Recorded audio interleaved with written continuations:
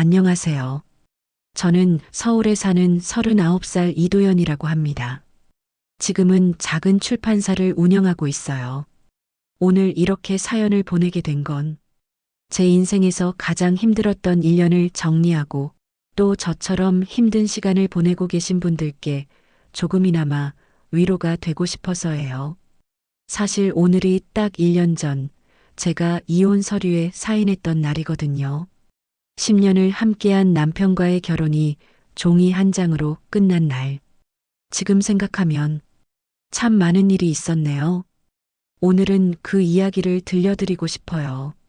긴 이야기가 될 것 같은데 끝까지 들어주시면 감사하겠습니다. 1년 전만 해도 저는 완벽한 삶을 살고 있다고 믿었어요. 저는 강남에 있는 출판사에서 편집장으로 일했어요. 비전하우스라고 업계에서 꽤 알려진 곳이었죠. 제 손을 거쳐간 책들이 베스트셀러가 되고 작가들이 저한테 원고를 먼저 보여주고 싶어 하고 뭐랄까 제 일에 대한 자부심이 정말 컸던 시절이었어요. 남편은 건축가였어요. 한지훈, 스타 건축가라고 불릴 정도로 유명했죠.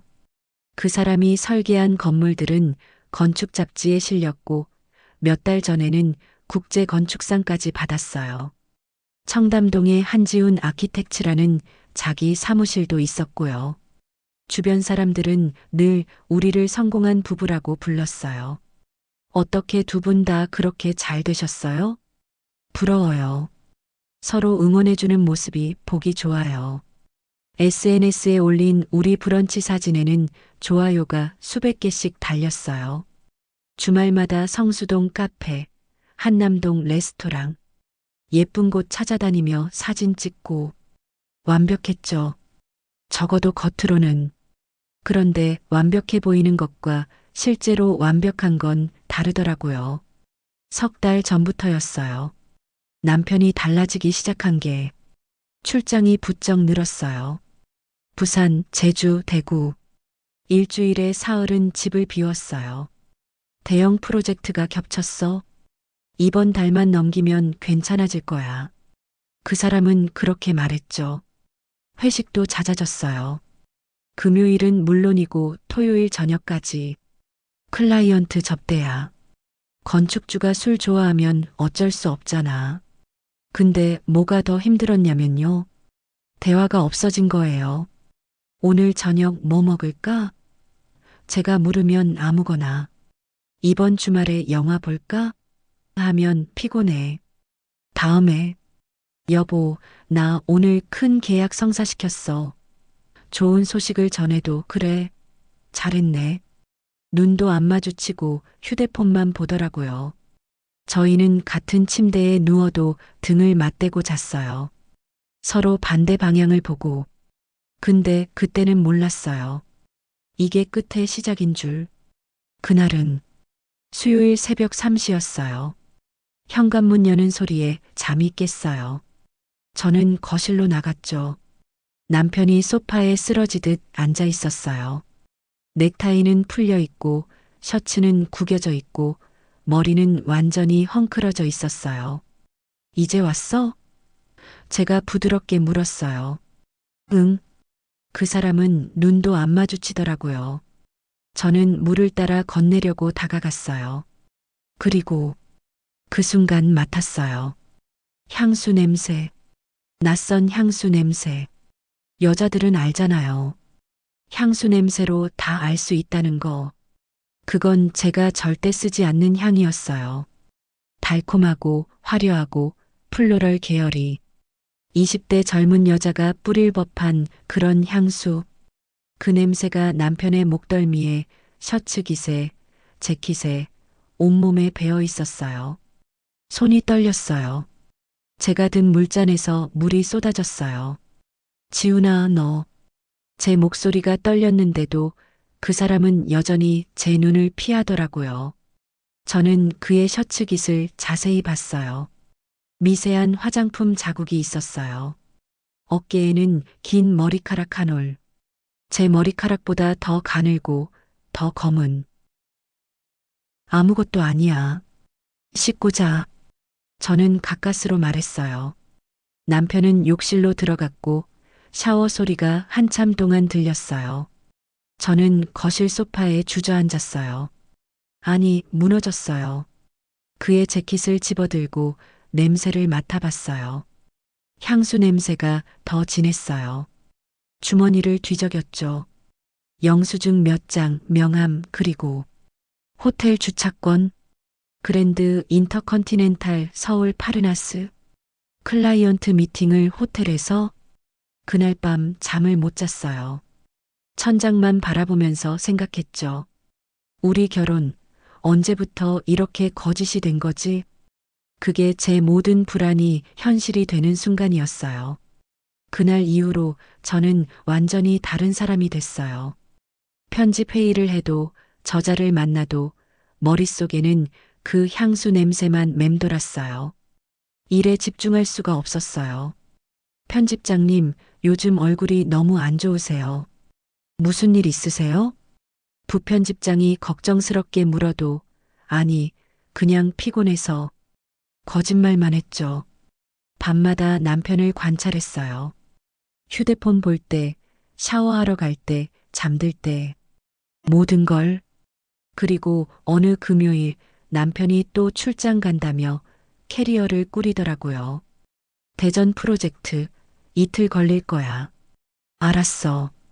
현관문이 닫히고 저는 결심했어요. 확인해 보기로.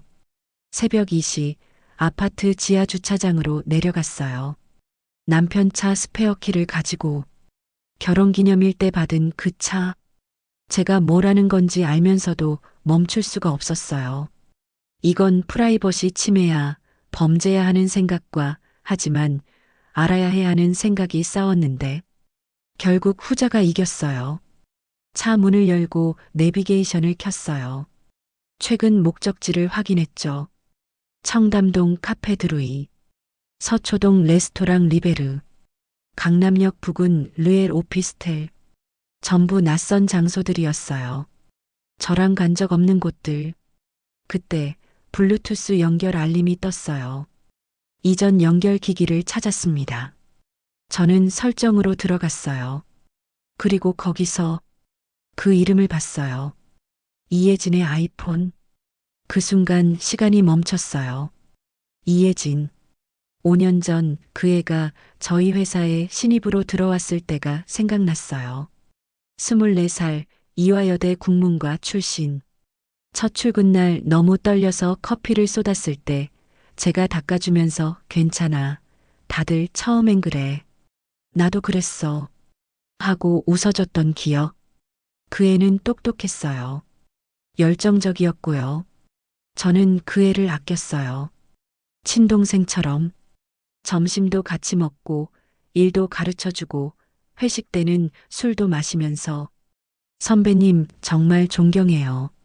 저도 선배님 같은 편집장 되고 싶어요. 그 애는 늘 그렇게 말했어요. 2년 전 그 애가 퇴사했을 때도 저는 응원했어요. 더 큰 곳에서 배우고 싶어요라며 대형 출판사로 옮긴다고 해서. 아쉽지만 너의 성장을 응원해 진심으로 그렇게 말했죠. 가끔 문자도 주고받았어요. 선배님 잘 지내시죠? 응, 너도 잘 있어. 그런 그 애가 제 남편 차에 블루투스를 연결했다고요? 차 안에서 숨을 쉴 수가 없었어요. 너무 좁아지는 것 같았어요. 설마, 설마 아니야. 하지만 제 직감은 거짓말하지 않았어요. 향수 냄새, 잦은 출장, 피하는 눈빛, 그리고 이 이름. 모든 게 맞아떨어지기 시작했어요. 집으로 돌아와서 바로 검색했어요. 사설 탐정, 불륜 조사. 손이 떨렸지만 전화를 걸었어요. 여보세요. JI 리서치입니다. 저 의뢰하고 싶은데요. 불륜 조사요. 진실을 알아야 했어요. 이 지옥 같은 시간을 끝내려면 일주일 정도 걸립니다. 비용은 선입금 300만 원입니다. 돈은 상관없어요. 확실한 증거만 부탁드려요. 그 후 5일은 정말 지옥이었어요. 낮에는 회사에 나가서 일하는 척 했지만 원고를 읽어도 내용이 안 들어왔어요. 밤에는 남편이랑 밥을 먹었는데 둘 다 말이 없었어요. 그 사람은 휴대폰만 보고 저는 음식을 삼킬 수가 없었어요. 6일째 되던 날 새벽 이메일이 왔어요. 조사 결과 송부드립니다. 손이 너무 떨려서 마우스를 제대로 클릭할 수가 없었어요. 첨부 파일을 열었어요. 사진들이 있었어요. 첫 번째 사진. 강남역 카페. 남편과 혜진이가 마주 앉아 있었어요. 그의 손이 남편 손을 덮고 있었어요. 둘 다 웃고 있었고요. 두 번째 사진. 청담동 레스토랑. 촛불이 켜진 테이블. 남편이 그의 머리를 쓰다듬고 있었어요. 세 번째 사진. 오피스텔 건물. 손을 잡고 들어가는 뒷모습. 네 번째 사진. 3시간 후 같은 건물에서 나오는 모습. 저는 화장실로 달려가서 토했어요. 아무것도 먹지 않았는데 위액만 나왔어요. 변기를 붙잡고 한참을 울었어요. 근데 더 충격적인 게 있었어요. 보고서에 이렇게 쓰여 있었어요. 피조사자 이혜진, 현재 대형 출판사 북월드 소속. 의뢰인이 기획 중인 여성서사 프로젝트와 유사한 기획안을 북월드에 제출, 계약 진행 중. 산업 기밀 유출 가능성 높음. 여성서사 프로젝트. 제가 6개월 동안 준비한 거예요. 여성 작가 10명의 인터뷰와 에세이를 엮은 기획. 회사 내부에서만 극비로 진행하던 프로젝트. 그런데 그 애가 그걸 알고 있다고요? 그제야 기억났어요. 3개월 전 그 애한테서 온 문자. 선배님, 요즘 어떤 작업하세요? 궁금해서요.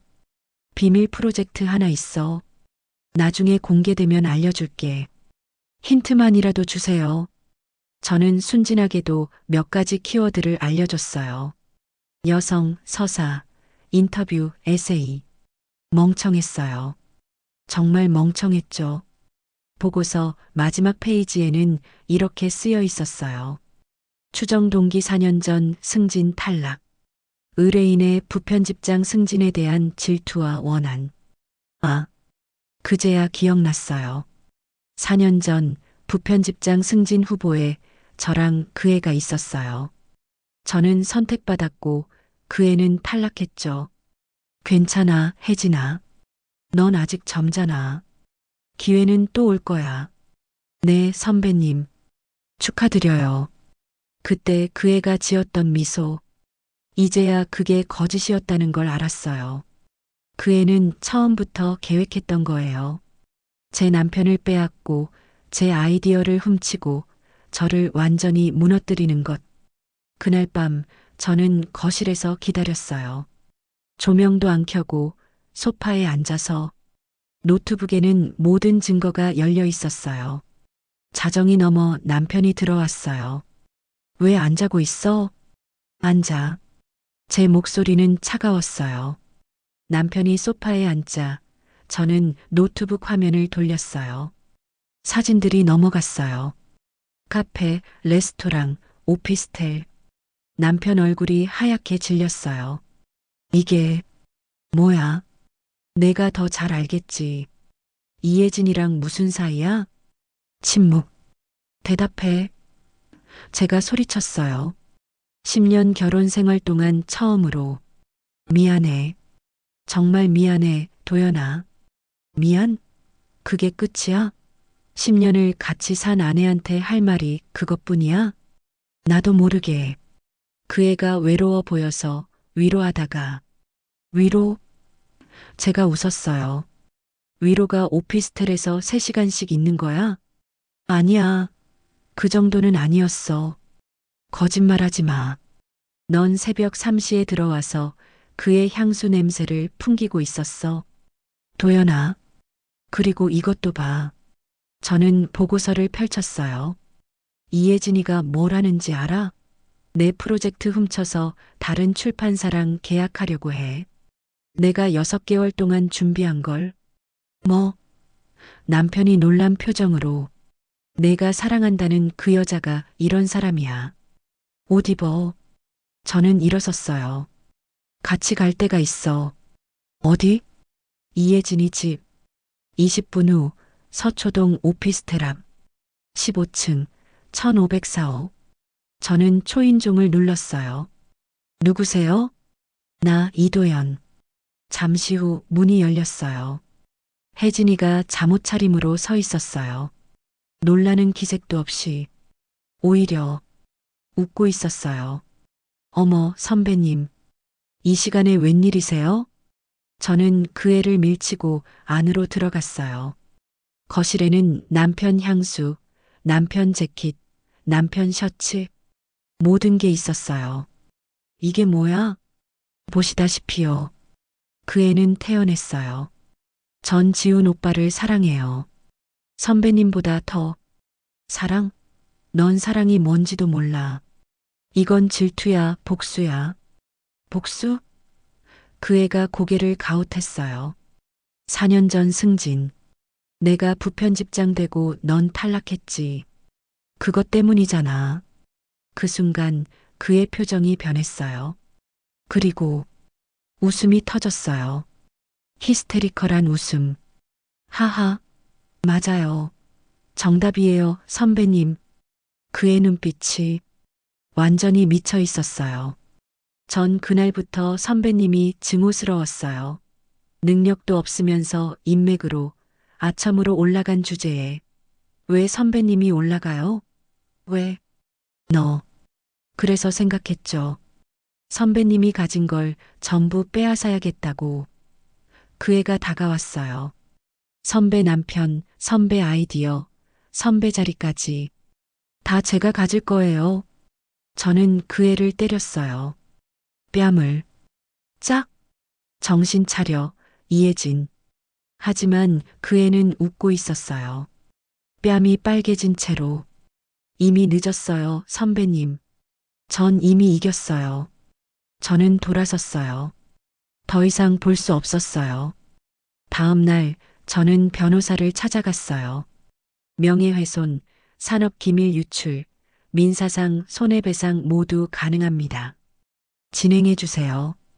일주일 후 고소장이 접수됐어요. 이틀 뒤 혜진이한테 소환장이 날아갔고 그의 얼굴은 뉴스에 나왔어요. 신진 에디터, 전 직장 상사 아이디어 절도 혐의. 부걸드는 즉시 그 애를 해고했어요. 계약도 취소됐고 업계에서 블랙리스트에 올랐죠. 남편 회사도 무너졌어요. 유명 건축가 불륜 스캔들 기사가 터지면서 클라이언트들이 계약을 취소했어요. 직원들도 떠났고 결국 한지훈 아키텍츠는 문을 닫았어요. 저는 남편에게 이혼 서류를 내밀었어요. 재산 분할도 위자료도 필요 없어. 그냥 갈라서자. 도연아, 제발. 서명해. 10년 결혼, 종이 한 장으로 끝났어요. 혜진이는 1년 6개월 형을 받고 구속됐어요. 마지막으로 법정에서 봤을 때 그 애는 여전히 저를 향해 이렇게 속삭였어요. 후회 안 해요, 선배님. 적어도 선배님 인생 한 번은 망쳐놨으니까. 그날 밤 저는 회사에 사표를 제출했어요. 편집장님, 왜요? 이제 다 정리됐는데. 내가 더 이상 이 자리에 있으면 회사의 피해야. 새로 시작하고 싶어. 집으로 돌아와 빈 아파트에 혼자 앉았어요. 그리고 쓰기 시작했어요. 제 이야기를. 거짓으로 포장됐던 결혼, 믿었던 사람의 배신, 무너진 세계, 그리고 다시 일어서기. 제목은 거짓의 무게. 석 달 동안 매일 새벽까지 썼어요. 눈물도 흘렸고, 분노도 토해냈고, 슬픔도 정리했어요. 원고를 독립출판사에 보냈고, 한 달 후 계약서가 왔어요. 또 한 달 후 책이 서점에 깔렸어요. 반응은 놀라웠어요. 첫 주 베스트셀러 10위, 둘째 주 5위, 셋째 주 1위. 저도 비슷한 경험이 있어요. 이 책 읽고 많이 울었어요. 용기 내주셔서 감사해요. 당신은 강한 사람입니다. 그렇게 1년이 지났어요. 지금 저는 리스타트 북스라는 작은 출판사를 운영해요. 다시 시작하는 사람들의 이야기를 담는 곳이에요. 이혼 후 새 인생을 산 사람, 사업 실패 후 다시 도전하는 사람, 병을 이겨낸 사람. 베스트셀러는 아니에요. 하지만 필요한 사람들에게 닿아요. 그것만으로 충분해요. 청취자 여러분, 오늘이 딱 1년 전 제가 이혼 서류에 사인했던 날이라고 했잖아요. 1년 전 오늘 저는 모든 걸 잃었다고 생각했어요. 남편도 신뢰했던 후배도 10년을 쌓아온 결혼도 완벽해 보이던 제 인생도. 근데 지금 생각해보면 잃은 게 아니라 버린 거였어요. 거짓된 것들을, 제 인생을 망치던 것들을. 어젯밤에 거울을 봤어요. 39살이 된 제 얼굴. 주름도 늘었고 흰머리도 생겼어요. 근데 눈빛은 예전보다 맑더라고요. 더 단단하고. 제 자신에게 물었어요. 사랑은 왜 이렇게 쉽게 변할까?